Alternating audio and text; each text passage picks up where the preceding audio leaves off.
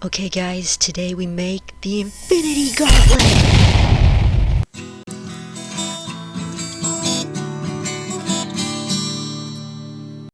So you want to start by getting yourself a plain left-handed glove. I found this one for less than $1 in the Salvation Army. And then I had a little bit of fur on the bottom, so I just cut that off so that it wouldn't look silly once I had it done. So then the glove is a little short, it only goes down to my wrist, and I need it to go down to my elbow.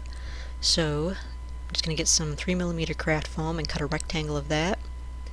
Then you want to measure it and make sure that it reaches to your elbow. Then put a little bit of hot glue in the center of it and glue your glove on. And then put a little bit of hot glue on the right hand side and glue that up. And then you'll do the same thing on the other side. And when you're gluing this, you want to make sure that the bottom is actually wider than the top. I accidentally messed this up and mine is the same width all the way down, but you really want the bottom to be wider to have it look right. And then you just put a little bit of glue right down the open part to glue them together. So then cut yourself a piece shaped kind of like this. You're just going to glue that right onto the glove. And then you cut a piece shaped kind of like this with the little ridges at the top.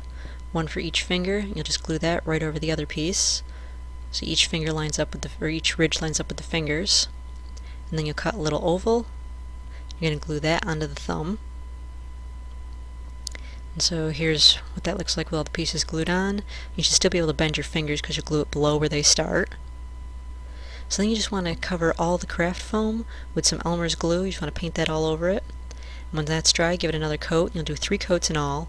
When all the coats are dry, just give it a coating of metallic gold paint. You'll paint the entire glove, not just the foam. You'll do the cloth part too. It actually gives it kind of dimension because the fabrics are different then. So then I got myself some gems, and you want one of them to be oblong.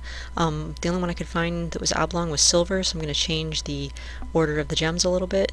And I also could not find an orange one, so I'm just using this kind of pink one. And so then you just want to take some hot glue on the back of each gem and stick them under the fingers and on the thumb, and then the oblong one should go right in the center. You can see my purple one there.